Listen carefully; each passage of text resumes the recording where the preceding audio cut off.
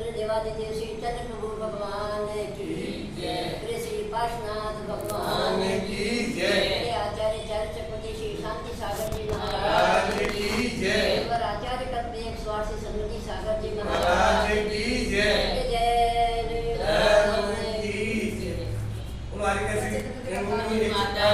माता जी की जय। संसार के प्रत्येक प्राणी को जिनेंद्र भगवान ने अथवा गुरुओं ने एक ही उपदेश दिया। क्या कहा उन्होंने? शास्त्राभ्यासो जिनपतिनुति संगति सर्व आगे सर्ववृत्तानाम गुणगण कथा दोषवादे च मौनम। सबसे पहले मानव को इस संसार के अंदर 8 वर्ष का हो जाने के पश्चात हमें इस जीवन को अच्छा बनाने के लिए, मोक्ष मार्ग में लगाने के लिए क्या करना हो? तो हमें यही कहा शास्त्राभ्यासो। सबसे पहले हमें शास्त्र का अभ्यास करना चाहिए। जब तक हमारे अंदर ज्ञान नहीं है, देखिए अनादिकाल से इस आत्मा के अंदर ज्ञान और दर्शन दबादब भरा हुआ है। आत्मा ज्ञान से परिपूर्ण है, परंतु उस ज्ञान को हमारे उपयोग में लाने के लिए हमें शास्त्रों का अभ्यास करना। जन्म जाति ज्ञान है हमें। बच्चा जब जन्म लेता है, दूध पीना कोई सिखाता नहीं उसे, वो स्वयं सीखता है, स्वयं खींचता है। ये सारा ज्ञान उसे जन्म से होता है। लेकिन फिर भी यह दूध मैंने क्यों पिया, उसे भी ज्ञान होता है कि मुझे भूख लगी है, उस भूख को शांत करने के लिए मुझे दूध पीना। इसी प्रकार प्रत्येक मानव को संसार में अनादिकाल से घूम रहा है। क्यों घूमा? क्योंकि ज्ञान का अभ्यास किया नहीं, और उस ज्ञान के बिना कभी भी जीवन का कल्याण होता नहीं है। इसलिए सबसे पहला हमारा जीवन का साथी शास्त्र अभ्यास है। इसके पश्चात उन्होंने कहा जिनपतिनुति, जिनेंद्र भगवान को नमस्कार करो। जिनेंद्र भगवान जानना पड़ेगा कि जिन कौन है। इस अरहंत भगवान को बताने के लिए, सिद्ध परमेश्वर को जानने के लिए हमें किसके पास पहुंचना पड़ेगा? ये अरहंत है, ये किसने बताया हमें? क्योंकि अरहंत भगवान तो समोषण में रहते हैं और सिद्ध भगवान सिद्धार्थ में विराजमान है। आज हमारा पुण्य नहीं जो हम समोषण में जा सके, साक्षात अरहंत भगवान का दर्शन कर सके, ये हमारा पुण्य नहीं। परंतु आज चलते फिरते हमारे जो संत हैं, वे ही हमें क्या कहते हैं? ये अरहंत परमेश्वर है, 18 दोषों से रहित है, हित का उपदेश देते हैं, 46 गुणों से सहित होते हैं, उन्हें अरहंत कहते हैं। इसलिए तीसरा नंबर आया संगति सर्व आदि। 8 पुरुषों की संगति करो, महापुरुषों की संगति। जब तक महापुरुषों की संगति नहीं है, सदव्रता नाम, सदव्रतों का ग्रहण हो सकता नहीं है। इसीलिए सम्यक दर्शन को प्राप्त करने के लिए जिनेंद्र भगवान को नमस्कार करो, शास्त्रों का अभ्यास करो, सम्यक दर्शन प्राप्त होगा। जब तक हमारा कर्म अनंतानुबंधी कषाय हमारे साथ है, तब तक सम्यक दर्शन हो सकता नहीं है। इसलिए उस सम्यक दर्शन को प्राप्त करने के लिए शास्त्र का अभ्यास करना अति आवश्यक है। इसके पश्चात उन्होंने कहा दोषवादे च मौनम। पर के दोषों को कहने के लिए क्या करना होगा? मौन धारण करो।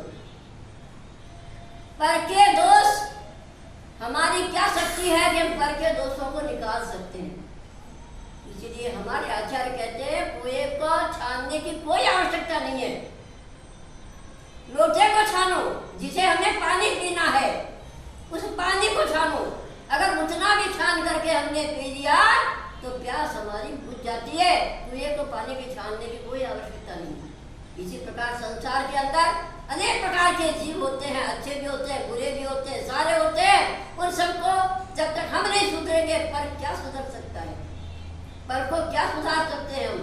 इसलिए दोषवादित गुण, दोष कहने के लिए मानव को मौन रखना होगा, और ये मौन ही प्रत्येक मानव का जीवन का साथी होता है। क्योंकि अच्छी बातें सीखने के लिए जब हमारे जीवन में आ जाता है, अच्छे संस्कार आ जाते हैं, अच्छा व्यवहार बन जाता है, अच्छे हमारी चर्या हो जाती है, तो फिर क्या होता है, आगे मौन का साधन बनता है। अच्छी क्रियाएं, अच्छा ज्ञान, अच्छे व्यवहार हमारा क्या करता है, सब चीजों के लिए मौन रहो। दुर्गुणों को देखने के लिए आंखें बंद करो, और गुणों को सुनने के लिए कान बंद करो, और कहने के लिए मुंह बंद करो। इसी से हमारा कल्याण होगा। हमारे आचार्य कहते हैं संसार के अंदर बहुत सारी चीजें दिखाई देती है। दर्पण में मुख दिखता है लेकिन होता नहीं, संसार में सुख दिखाई देता है लेकिन होता नहीं। इसलिए देखने से कुछ नहीं होता है, उनको पहचानो, उनका ज्ञान करो, विचार करो, तभी आप अपना जीवन का कल्याण कर सकते हो। इस जीवन को कल्याण करने के लिए प्रत्येक मानव को इन चारों गतियों से, भ्रमण से छूटने के लिए एक ही ज्ञान है, एक ही संधान है कि हमें उस शास्त्र का अभ्यास करें। क्योंकि गोरखनाथ जी ने कहा है, ज्ञानी के छिन्माय त्रिगुप्ते सहज कलेति। कर्म जितने भी हैं, ज्ञानी जीव अगर बुद्धि सहित है, मन को बस में करो, वचन को बस में करो, काय को बस में करो, अगर ये तीनों बुद्धियां हमारे अंदर है तो कर्मों को निर्जरा करने के लिए एक क्षण लगता है। मोक्ष जाने के लिए कोई बहुत सारा समय नहीं चाहिए, 2.5 मिनट का समय होता है। मोक्ष का शब्द 2.5 अक्षर का होता है। मो आधा कै और क्षय, 2.5 अक्षर से मोक्ष बनता है। इसी प्रकार से 2.5 मिनट का समय मोक्ष जाने का होता है। उसमें सर्व काम करो, योग निरोध करो, कर्मों की निर्जरा करो, और कर्मों को नष्ट करके 14वें पुरुषार्थ को प्राप्त करो, और एक क्षण वहां रह करके दूसरे क्षण में मोक्ष चले जाओ। इसलिए 2.5 मिनट का समय होता है। उस 2.5 मिनट को प्राप्त करने के लिए सारा जीवन बिताना पड़ता है। वह 2.5 मिनट कब प्राप्त होगी, ऐसा सोचना होगा आपको। हे भगवान, संसार के अंदर अनादिकाल से भ्रमण किया, दिखाई दिया बहुत सारा सुख, भोगों को सोचता रहा, भोगों के अंदर फंसता रहा, इन भोगों से मुझे शांति मिलेगी, लेकिन कभी मिल सकती नहीं है।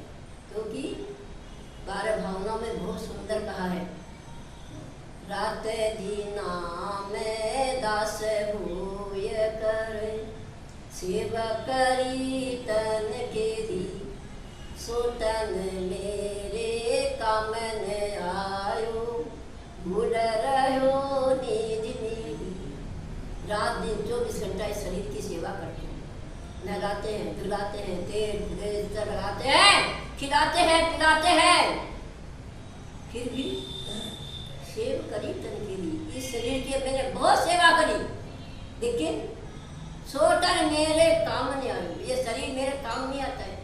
ये शरीर तो नमक हराम है, जिस हांडी खाता है उसे हांडी छेद करता है। इसलिए शरीर की ममता से, शरीर के मोह से, परिवार की भावनाओं से, परिवार के मोह से हमें बहुत दूर रहना होगा। जब तक हम उनसे छूटेंगे नहीं, कसाई हमारी छूट नहीं सकती। क्योंकि राग सबसे दुख का कारण है। क्रोध तो फिर भी छूटता है, लेकिन राग नहीं छूटता। इसलिए हमारे तीर्थंकर को हम क्या कहते हैं, वीतरागी। उन्होंने राग को छोड़ा। 1 सेकंड के लिए नीलांजना का नृत्य हुआ, बड़े आनंद था। भगवान आदिनाथ भी देख करके बड़े खुशी हो रहे थे, कितना सुंदर कार्यक्रम चल रहा है। लेकिन जैसे ही नीलांजना का मरण हुआ, क्या हुआ, भगवान को वैराग्य हो गया। संसार क्षण भंगुर है, एक क्षण के लिए नई चीज दिखाई देती है, एक क्षण के लिए भोग अच्छे लगते हैं, लेकिन दूसरे क्षण क्या होता है, सब समाप्त हो जाता है। इसीलिए तत्काल भगवान आदिनाथ को वैराग्य हुआ, तो वे अपनी पत्नियों से पूछने के लिए महल में नहीं गए कि मैं जा रहा हूँ जंगल में, या भरत चक्रवर्ती को उन्होंने नहीं बुलाया कि बाहुबली को बुला करके उन्होंने राज दिया हो। तत्काल सभा से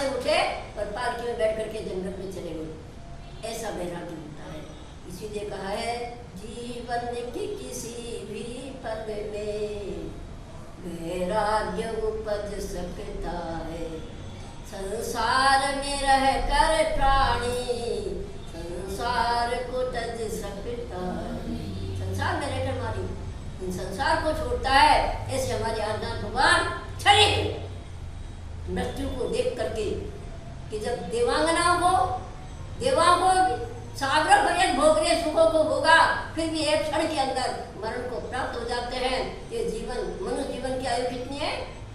क्षण भंगुर है, एक क्षण के लिए दिखाई देते हैं। जल के बुलबुले के समान है, क्षण भर दिखाई देता है, समाप्त होता है। ऐसे उन्होंने नीलांजना के नृत्य को देखकर, मृत्यु को देखकर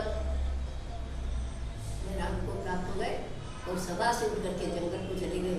ऐसे वैरागी जीव शास्त्रों का, क्योंकि उन्होंने शास्त्रों का अभ्यास किया था, संतों का समागम किया था, दोषों से दूर रहे थे, व्रतों का पालन किया। इस प्रकार हम इन जीवों को, इन सारी क्रियाओं को अगर हम करेंगे तो अपना कल्याण